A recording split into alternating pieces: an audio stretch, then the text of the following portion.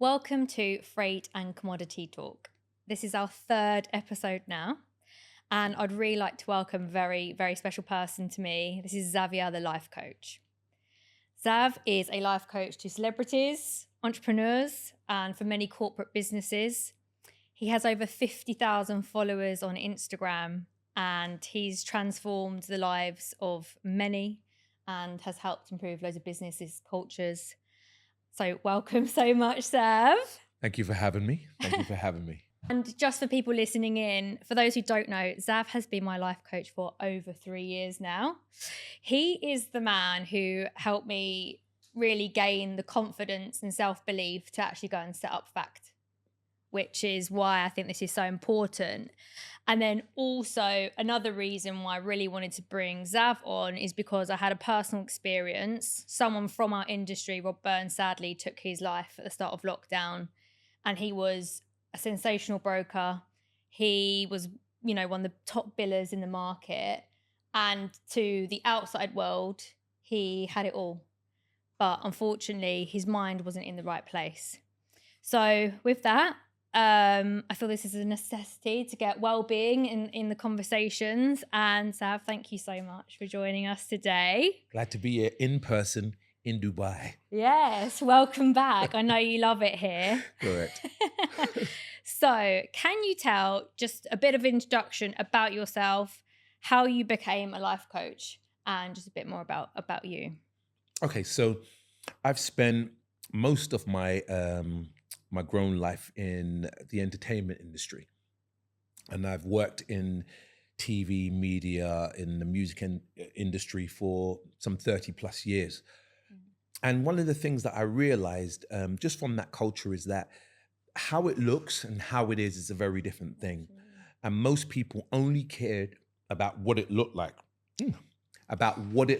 as opposed to what it is and what the real reality of a thing is. So I would see artists go on stage and they'll perform amazing, and then they'll come off stage and be in full depression. Yeah. And it's like, wow. So at what point do you become yourself? So it's what we do when we, for argument's sake, when we go to work. When we go to work, we put on a face, we put on an image that everybody expects from us. And then we leave work and we come back home and it's like, well, who are you then? Absolutely. So it's something that made me question that whole narrative. And the reason that's been my music thing, and I've always been kind of like a viewer of that, a voyeur of my industry. I love watching people. But the thing that got me into life coaching was being on my Instagram and asking the question that if you had an issue and you needed to speak to someone, a bit like the person that you said sadly passed away, who would you speak to? And I said, the option is a complete stranger or family and friends. 74% voted for a complete stranger. Wow. Because they don't want to be judged by a family member, by a friend. And the word judgment it might be a little bit harsh, but they don't want to worry a personal friend or family members. So I was like, wow, that's incredible. Because for me, I speak to my family and I'm like, we're going to get judged by someone. Yeah. So I'd rather it be someone that knows me. So they judge me with balance. So I became that complete stranger. Yeah. And, I went on my Instagram and started throwing scenarios and situations at people with an alternative narrative to it. Yeah. And people were like, people came at me like, I don't agree with that. That's nonsense. And I'm like, okay, cool. Don't abuse me. Let's have a conversation. I'm like, it's nonsense based on what? Yeah, for sure. And then you start realizing that these people just followed a narrative and they didn't actually challenge anything. Absolutely. And when you were saying about the music industry, people not knowing who they are and coming from our environment, broking, trading, it's a place that's extremely demanding. It's a place that there's no room for weakness. So in my first ever job interview, I was asked if I had thick skin. And I said, yeah, I've got 2 older brothers. And I was never allowed to cry, never allowed to show emotion. And I'm a woman, and typically women are slightly, I guess, more vulnerable or allow themselves to be more vulnerable. And so for men in this industry, you can just imagine the weight and the pressure to not be yourself, but again, not show any vulnerability whatsoever. So like, What's your thoughts on that? And how could you say that people can overcome these challenges and companies can overcome them? Let me say this quite clearly, because I know that there's a mindfulness thing that a lot Yeah. of people are subscribing to, and I think a lot of people use it as an excuse as opposed to a realization of what we need to deal with. Yeah. So I am all for people, especially in the work environment, being mindful of what they're doing, but it's something that you do outside of work and bring to work. Okay. You see what I'm Yeah, saying? yeah, yeah, So for you do the sure. work away from work, and then at work, You it's implement it's it. the implementation of it. So what happens is that you are told to leave who you are, Yeah. right? And then come to work and just do what we tell you to do, because that's what we pay you for. Yeah. But it's like, well, which came first, the job or you? Yeah. And it's like, well, it's me. So it's like, well, Absolutely. how do you leave you and do the job? You're actually the same person. So then what people tend to do, which I think is phenomenal, is switch off parts of themselves Yeah. and turn on parts of themselves when they come in the building. And then Absolutely. it's like the part that they turn on when they come into work is actually quite amazing. Yeah. And then they leave work and they turn that version on. And I'm like, don't turn it off. Yeah. Give that to you now. So ultimately, it's about trying to get people to understand who they are, why they do what they do, and the mere fact that you are yourself first, and Yeah. then you become the performer, you person who comes into an environment, and then you show yourself, or you tell yourself, I'm going to turn off that emotion, I'm going to suck up that, and I'm going to do it. I'm going to be aggressive. I'm going to be whatever. And as you know, I say to you, we tend to be phenomenal at what we do, Yeah. whilst being equally inept at who we are. Yeah, it's very And you've true. heard me say this, we are called human beings, Yeah. not human doings, but we define ourselves by what we do as opposed to who we are. Absolutely. No, it's really remarkable how you say that. And I mean, I've been that myself. Like, I'll be outstanding in work, and then in my personal life, Let's not go too far into I'm better now. I'm better now. But in my personal life, not the same. But I feel like now I have that consistency through and through with my boundaries, with the way I speak to myself, with the way I respect myself. So that's absolutely something I think that consistency, would you Correct. say, Correct. to be delivered. It's massively important for the consistency. Also, what was interesting was everything that you use to be as amazing as you are at what you do. Yeah. I just asked you the question. I was like, so why don't you use that for who you are? Yeah. And obviously there was a lot of silence when I've asked you those kind of questions, because it makes logical sense, but then emotionally it's like, yeah, but I can't, because it's like, well, if you're a boss and you can delegate and you can do this and you can do that, why don't you give yourself that in the same breath? And I think most of the time it's because either we don't feel like we deserve it, yada yada, and whatever else. Yeah, no, it's definitely something to get us thinking about more. And something that I wanted to, bring up with you was there's a company called Mandara. They don't exist anymore. They're a trading floor, but they try to be a bit of a different approach, a bit more about mindset and well-being. And they did a study on traders. Okay. And they looked at traders and they said, don't do anything before you come to work. Just get up, come straight in. And then they said, right, let's get you in the morning doing yoga, doing something for yourself, and then coming and into the office. And what they noticed was that their P&L, so how much they were profiting, was increasing when they're doing something for themselves in the morning, which I thought was really fascinating. Mm-hmm.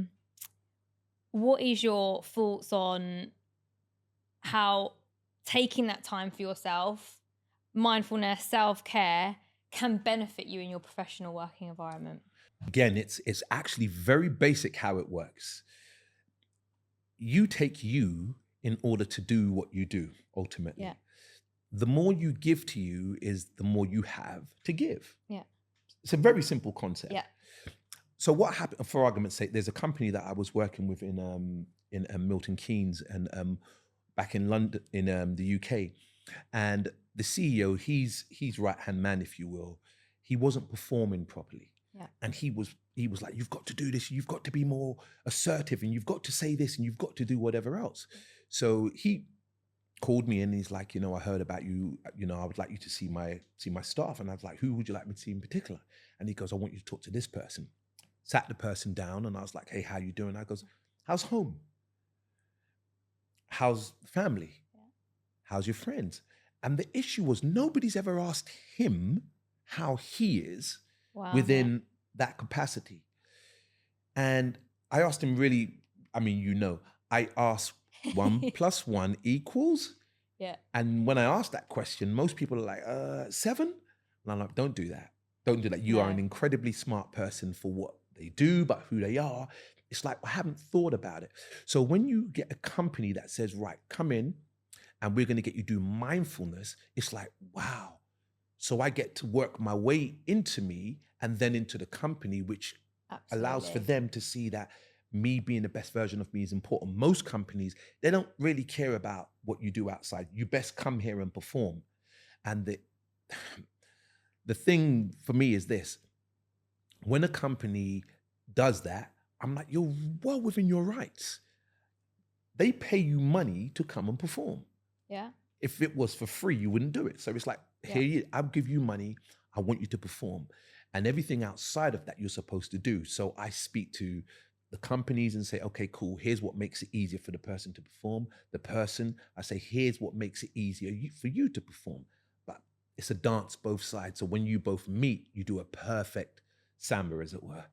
Yeah. And that's like something that, is I find really interesting now, sort of coming out of the industry and working with you and seeing how important it's been for me and seeing my personal life, but more importantly, my career is going to next levels all the time.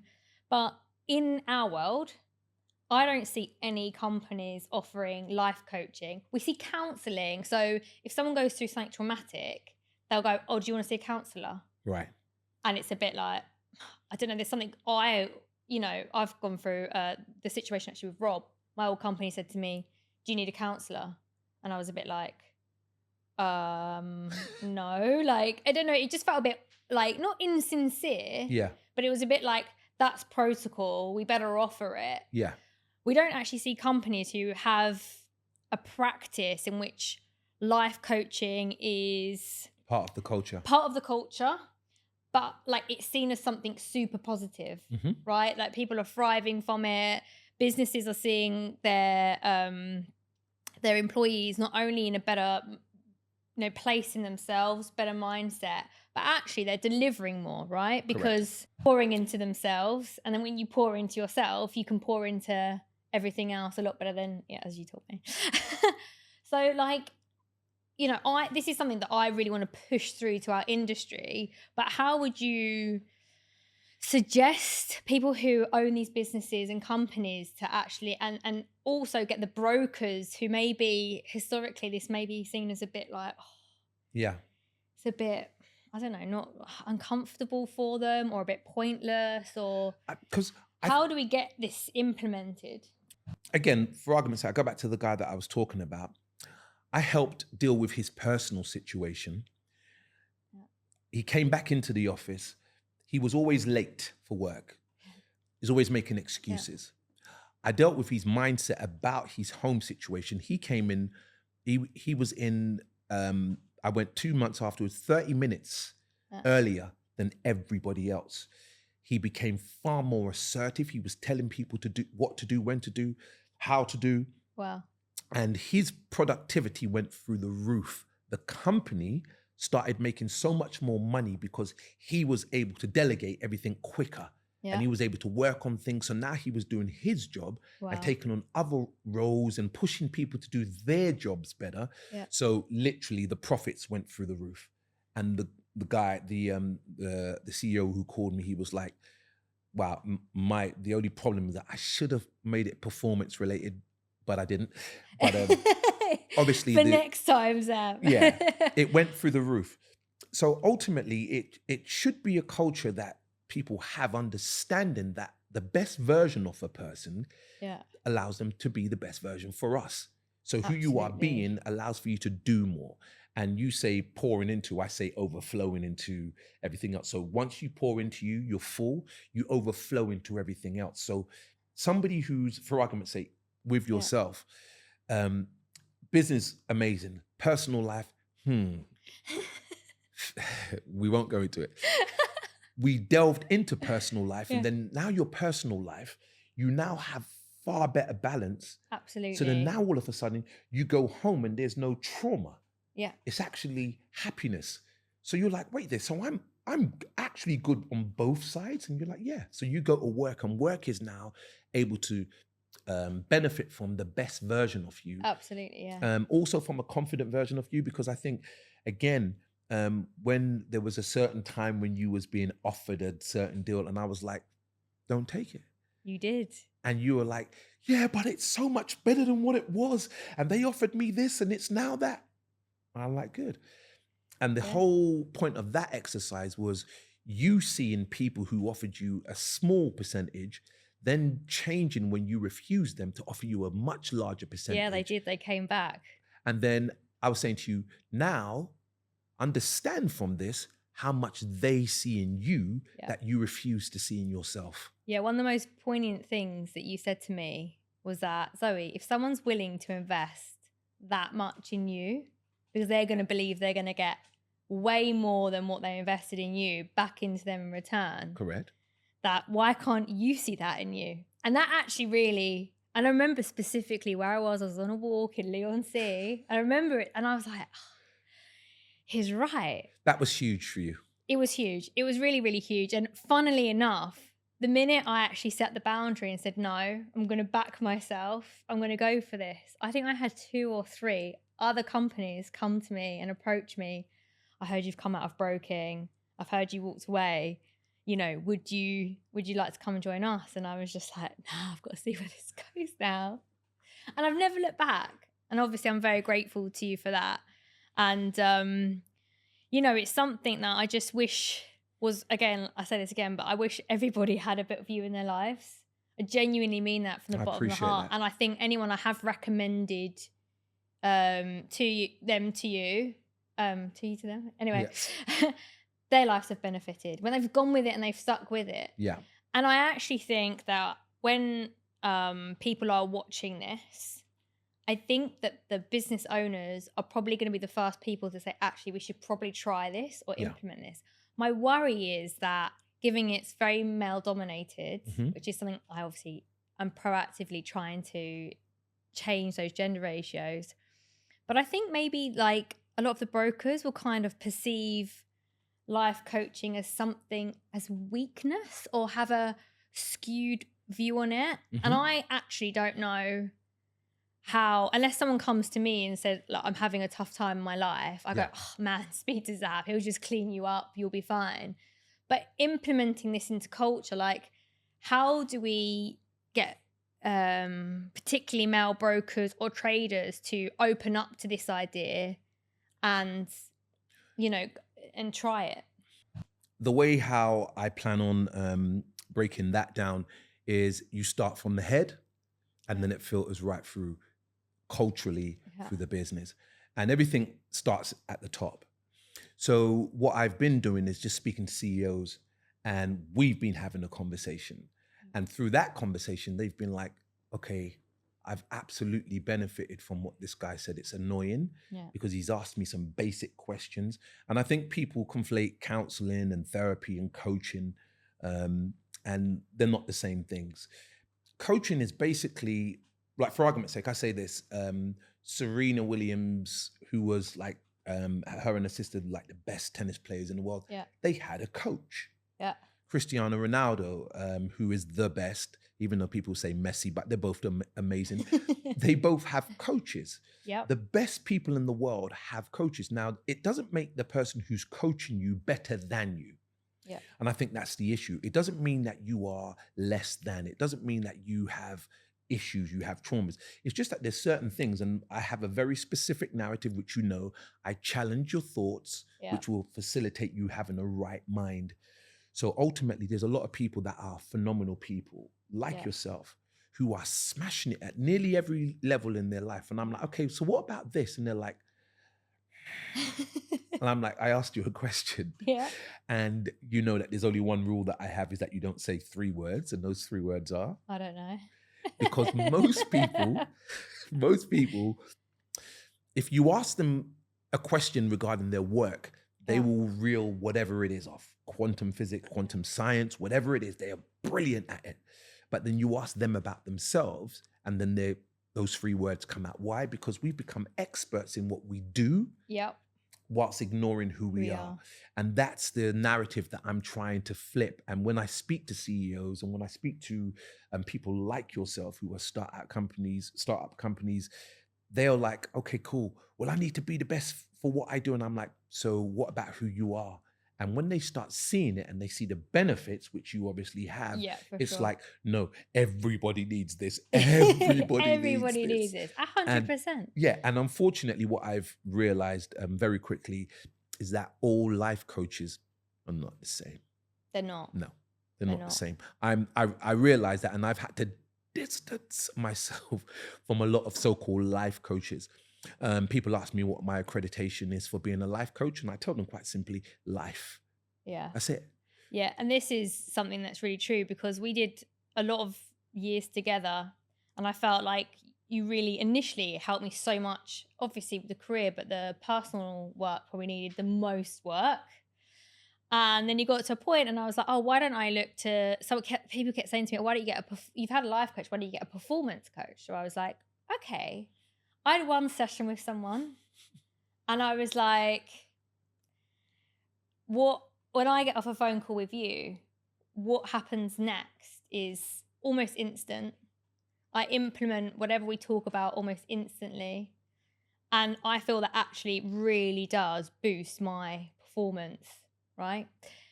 And I won't say who she is because I don't want to make out like she's bad. I'm sure she's fantastic for other people. But when I spoke with her, I was just like, I've come off this and feel like I've wasted an hour.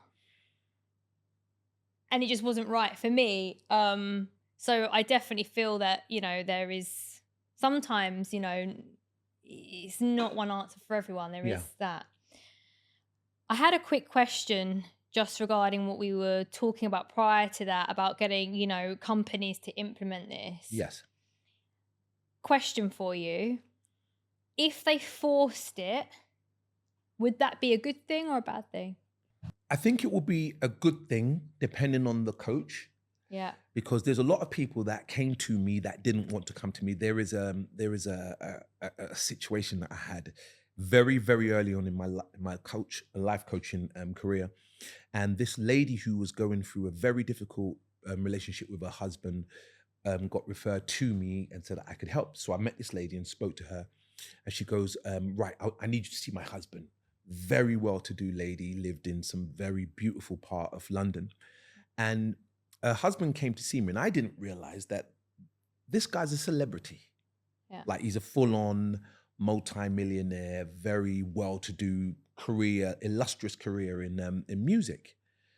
And he came and he sat down opposite me, and he goes to me, just so you know, I don't want to be here. I'm here against my will, and I have no intentions of being here, but I'm doing this because of I've been told to do this. So I would let's just get on with it. Yeah. Just started out pretty much.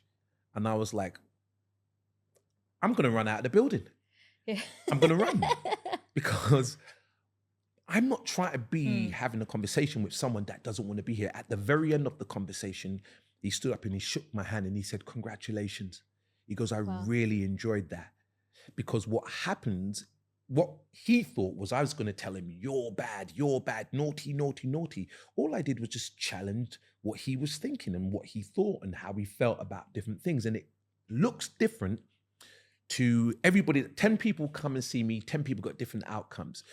But if people implement what I've suggested for them, and like, I have 5 commandments, and you are exemplary. And I say that not because you're here, but there's certain things that you manifested at a level or at a rate that I was like, you'd be like, Zav, you remember when we spoke about last week? This happened. I'm like, excuse me? I'm like, what do you mean? And it was because of the fact that you fully subscribe to it. And there are people that I've spoken to that have just kind of like just taken a hold of it and just run with it.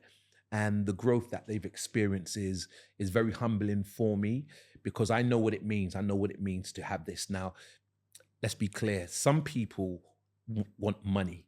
Some people want health. Some people want family. Some people want their children to love them. Some people want to heal from a relationship with their mum and their dad and whatever else. So everybody wants different things. No two people want the same. No.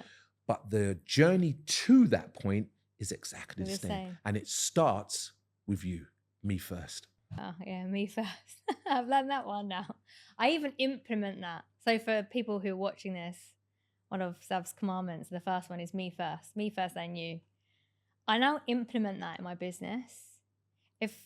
And there was example, if you remember, when I first started doing recruitment, I had a broking shop that was incredibly rude and aggressive towards me, who asked me to come and actually do business for them. And I responded to them and I apologized in an email, and I didn't do very me first at all whatsoever. And now, if somebody speaks to me with disrespect, I don't care like who you are. If you're about to pay me if it isn't with integrity, and we can't have I'm just like, no. I'm like, thank you, but if we remember that situation, it was because you valued the money and the business more than you valued yourself. Yeah. Not appreciating that this is a conversation that's being had because of the value that you bring. Absolutely. And the minute that you started to be like, okay, cool, no, we can do this, but you're going to respect me, number one, because I respect myself. So if I talk to myself about myself with high regard, not delusionally, but obviously, but with high regard, and I respect myself, and people come and talk to me out of the remit that I have for myself, then we're not in alignment. I'm all right with that.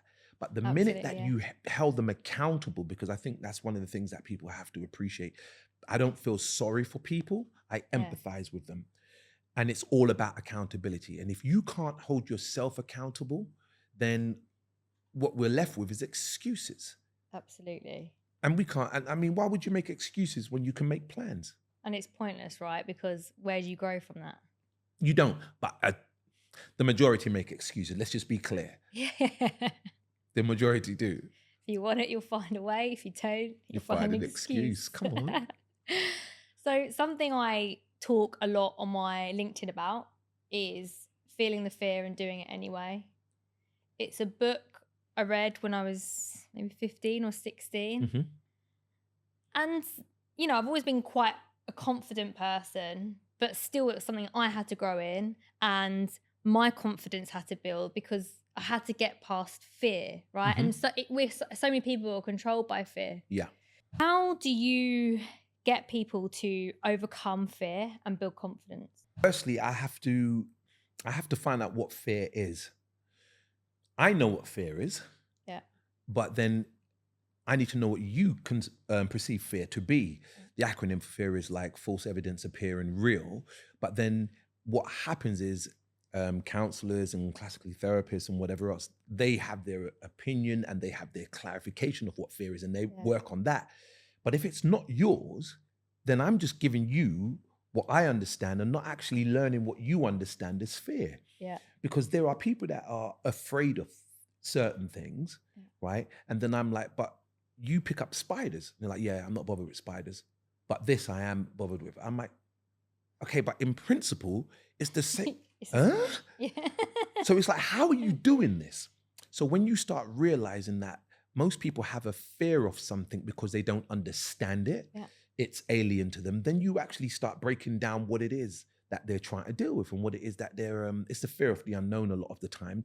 But then it's like, well, you create that from your imagination then. Let's do that. And then the minute you start doing that, because obviously with yourself, and it's a better example, you was afraid, well, what if they don't take me? And what if I don't get business? And what if I don't? And I'm like, and then the pushback or the challenge is, well, what if you do? Yeah, but what if I don't? What if you do? What if I don't? What if you do? We can be here all day doing this. What if you do? And then it's like, yeah, but okay, fine. Which one would you rather have?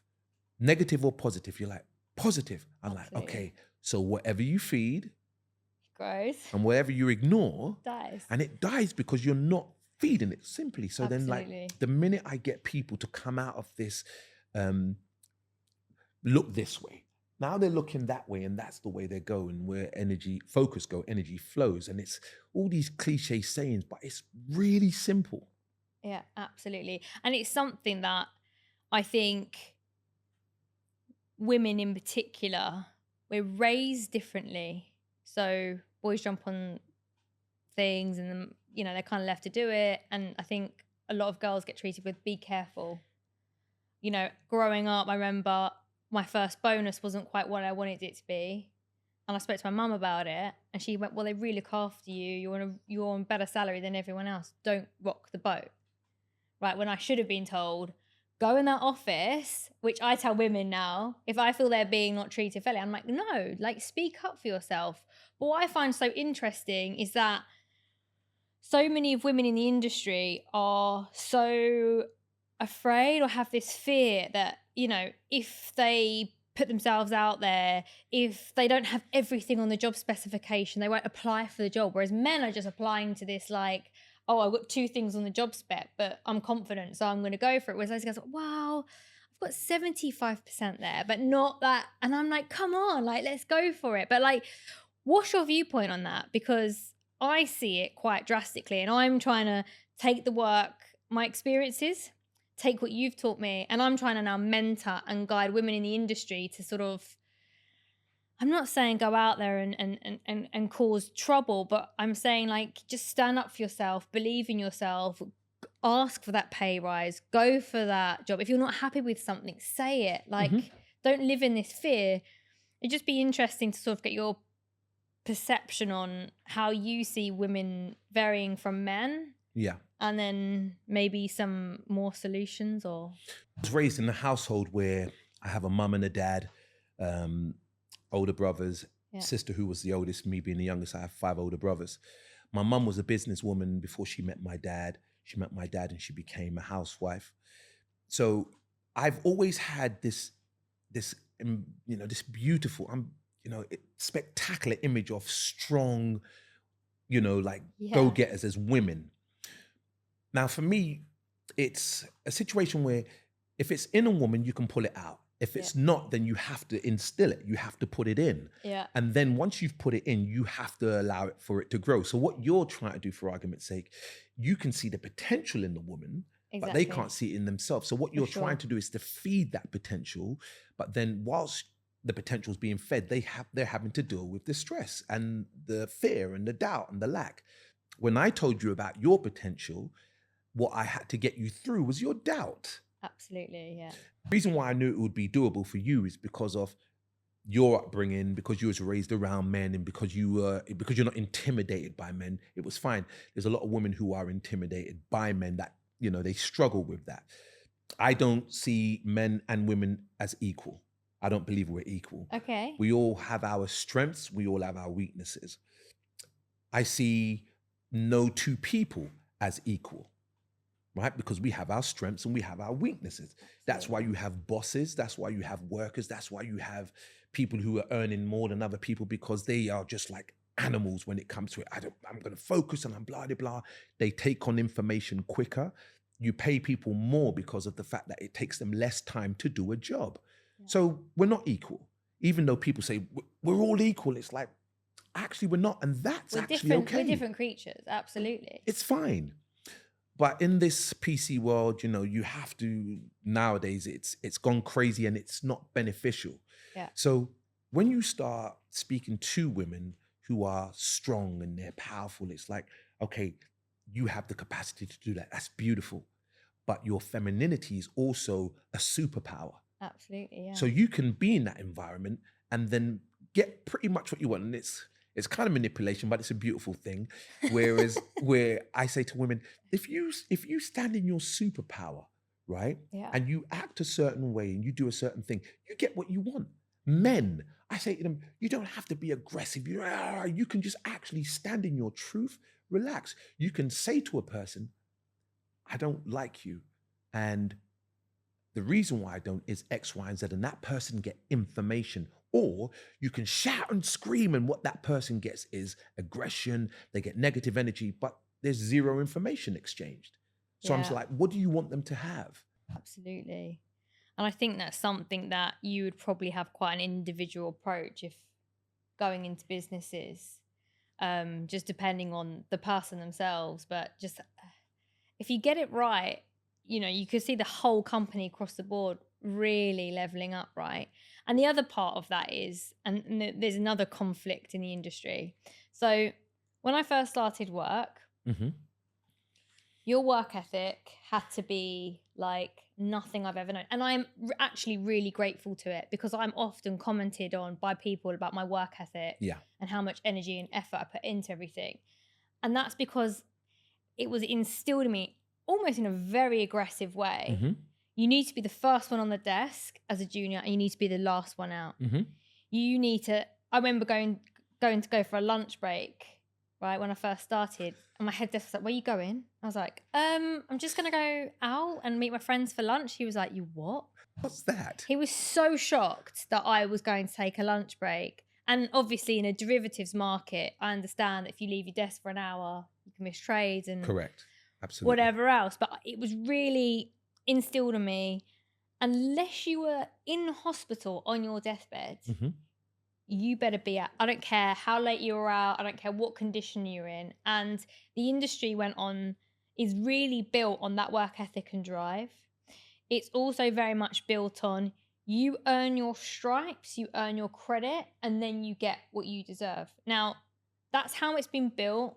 That's how it's been for years. So you've got this whole generation that has those values. Now you've got Gen Z coming through. Mm-hmm. They're a different beast. Yeah. Loads of brokers and traders are, they never pick up the phone, right? And I'm like, yeah, but they didn't really have a phone to grow up. Like, if I wanted to meet my friends, I would call them up, I'd say a time and location, and I would be there. Correct. If I wanted to find out what's happening next in EastEnders, I had to wait, or Gladiators, I had to wait a week, right, for that episode to come on. And then this younger generation, they get everything instantly. They don't know how to pick up a phone because they're so used to doing everything digitally. And I actually feel there's a lot of strengths in Gen Z. I think they're very entrepreneurial. I think they're very tech savvy. Mm-hmm. And I think there's a lot of strengths there. But in our industry, there's a big clash here, right? Yeah. You've got a generation this is the way we've been doing things for years. And that's where you get your honor and your respect. Yeah. And then you've got a younger generation that wants this exposure and to speak to clients and to be doing things earlier on. And there's this big clash. And it's like, I think some of the older generations are saying, well, oh yeah, well, this life coach is a bit woke and it's a bit, and then the younger generations are like, well, I don't care about what you're paying me a year or how often I might get a bonus or whatever once a year. I care about how my daily existence is, how the culture is day in. This is the big difference now. And I'm trying to say to my clients all the time, I'm like, you've got to get ready for Gen Z. You've got to shift things a little bit, right? Because ultimately, one day your staff are going to retire. Correct. And where's your future? Mm-hmm. So it's just quite interesting. We spoke about men and women, they're different, but it's getting this transition and blending of the generations. Mm-hmm. Like, how do you see that potentially, like, or your advice, or how you see that sort of working to get it? The hardest thing for anybody to accept is change. Yeah. That's it, full stop. If you've created a culture that's worked for years and for generations, the next thing that you wanted, or what you want to do, is pass it on. And most people are like, yeah, that's kind of like dated. And what do you mean it's dated? It's worked for us. It's worked for us. And it's just about releasing yourself from an ideal that was brilliant. For argument's sake, me doing life coaching now, I'm here in Dubai and I've got clients back home that I sit down, use my phone, and we do a FaceTime, and it's brilliant. And they send money remotely to my account. And I'm like, oh my God, this is beautiful. This is an amazing advance in technology in the way that we can do things. The older generation want the younger generation to embrace what they do. The younger generation is struggling with the older generation because it's like, you are like Neanderthals, and the older generation is like, you need to do it how we tell you to do it. Right. Yeah. As you said, fast food, cooked food. So it's like, it takes me 2 hours to make my dinner. You want it ping in a microwave. So that Yes. it's like, okay, cool. How do we find a balance with this? The dance is being able to have a conversation directly with that generation, and this Yeah. generation having it, the Gen Z's having it with the X having it with the Z's. And then you start having this beautiful thing, which we call understanding. Yeah. And it's like, at what point are we going to have or come about some understanding? Because if you don't understand them and they don't understand you, there's going to be a huge divide where, Massive. like you said, nothing happens for your company. Your company falls on its face. Yeah. And the future favors those who are able to adapt and to change and to embrace newness and change, as it were. So it's just about having that conversation. Then for everybody, change looks slightly different. Yeah. For I remember hearing reading this article about Beyonce, and she was frustrated at the fact that she put out an album, and in a week people were done. They're like, okay, and next. What do you mean next? Usually I put out an album and it's a year's worth of, and Yeah. people are like, no, next. What's next? Because that's where this consumer generation, as it were. So when you start stripping it back and then you start having better conversations with people, then you start realizing it's not just about money, because money's the only thing that people care about nowadays. Then you start realizing it's about a mindset, it's about a culture, it's about a style, a lifestyle, if you will. And when you start implementing that, then it becomes slightly different. It's a better conversation. Yeah, absolutely. And for sure, the one thing when we speak to people now, because often we'll say, okay, in your next role, how do you want that to look? What do you want to be different? And I would say even in the last 3 years, it's really changed. So a lot of time it would be about money, Mhm. sign-on fees, etc. Now we're hearing the word culture. I want to be happy. Brilliant. Relocation, which actually I think is a great thing, Mhm. right? And we're seeing a lot of companies who have this really like tough culture, and historically, yes, that's worked, but we are seeing that shift a little bit now. And what's quite interesting, the other thing we're seeing, which again, this is to do with culture, some broking shops start off small and they build and they grow over like years and years, sometimes centuries, and they've just built and built and built, and they acquire and they get more businesses and they become these large, huge corporations. Mhm. And with that, they maybe lose that, not home from home feeling, but that vibe of a bit more culture. Mhm. And this is another big shift we're seeing. Yeah. Is that people are going, I want to work for a smaller shop, a company where it is still a little bit the old school way. Yeah. But obviously, like, there's so much compliance and red tape and rules. Correct. And for people, that's just like, I don't want that anymore. If I want to go on a business trip, I just want to talk to my, head of my desk and say, hey, we're flying out now. Yeah. And it is good to see these shifts and these changes. And that's why, for me, it was so important to get this conversation going. Mhm. Because loads of people, like, they want to do a tick box, right? Oh, we're going to be more inclusive and diverse. And I'm like, yeah, you're saying that, but what I'm seeing and the action taking, it's a lot of talk, right? Correct. And then a lot of people are like, oh, we've got to be green. So they'll do something and a bit of greenwashing to make them look green, right? Because they've got to fit in with the status quo, because that's what investors want. But I actually think mental health, for some reason, has always been a bit left on the shelf. It's wild, because your mental, and people say mental health, but it's mental illness. Yeah. And there are a lot of people that are struggling with their health. Yeah. And it's turned into mental illness. And they've normalized a way of working that it doesn't show. And then when they're outside of work, people turn to substance, people turn to, just being a bit of a recluse and whatever else, because the culture has structure. Yeah. Outside of their workplace, there is no structure, because they've not created any. No. Do you see what I mean? Yeah. So it's not the workplace's duty to create structure. Some people have no structure in their life, but when they go to work, they have to dress a certain way, carry themselves a certain way. So it's like, right, I define myself by the structure there, because that's nice. I like that. And then when they come out of there, they just free falling, because there's nobody telling them what to do, when to do it, how to do it, or whatever. Yeah. So it's like, okay, cool. Well, you need to develop a structure for yourself. And then we bring that together, Yeah. we marry that, and we put your structure along with our structure, and we make this kind of like super structure that works in the best possible way for you, but also for us. Yeah. You see what I mean? So Yeah, it's about absolutely.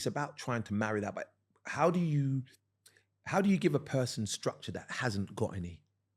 Yeah, outside of their work, right?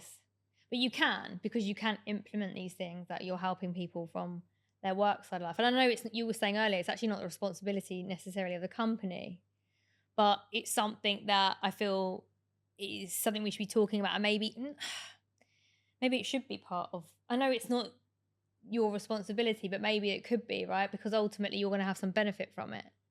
You will. I mean, you will absolutely benefit from it. But then if you're a company, like I said, there's several companies that I work with where they've just said, look, you know what? I actually really like my staff. And it's usually smaller companies. Yeah. I love my staff. I love this person. I've become really personal with them and I feel sorry for them. And I'm like, it's difficult for you to manage someone that you feel sorry for. Yeah. So I goes, let me remove you away from that Yeah. and I'll do it for you. And then they're like, fine. So at least now I can just have better conversations. And now that person doesn't have to have that conversation because that's gone now. That issue's gone. That problem's gone. So now they're like, Zav, you've given me the person that I've been looking for. That's such a good point, actually, because management often get a bit like, oh, I don't want to deal with this. It's a bit uncomfortable, and that you And would remove that. Why should they? No, for sure. So I think we're getting close to our time. Mm-hmm.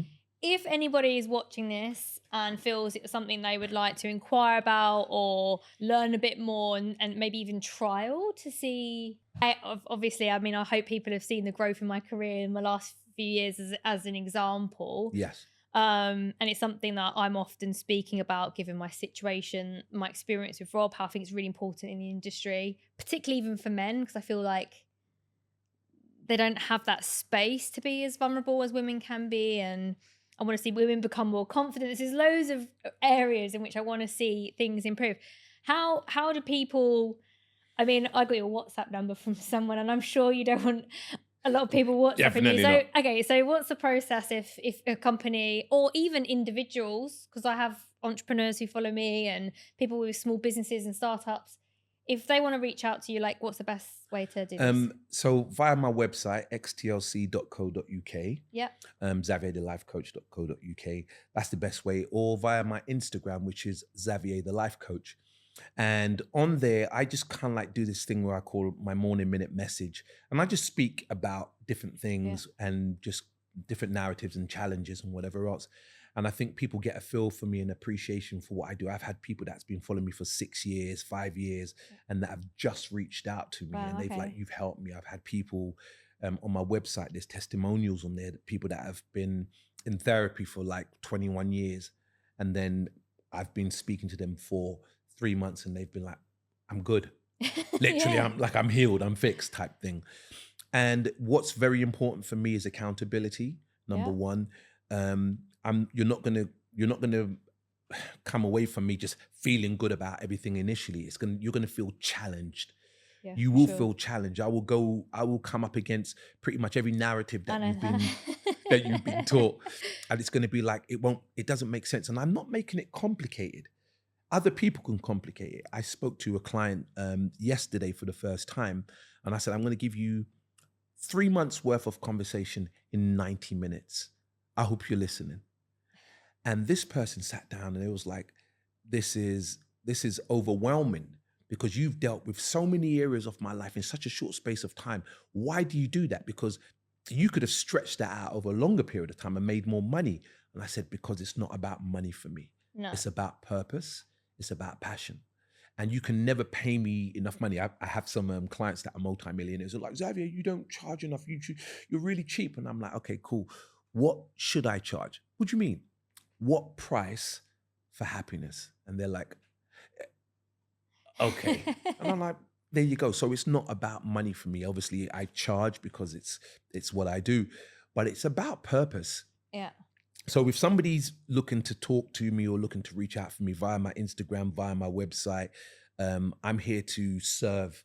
I'm here to help people to be the best version of themselves. That's all I care about. I'm here to help people stop pouring out and then start pouring in, and then feed everybody from the overflow that comes from you, as opposed to the emptying off you. Amazing. Sav, thank you so much. I love our journey and how we've got to here. I love it too. I absolutely do. So thank you so much. You're more than welcome. Thank you for having me.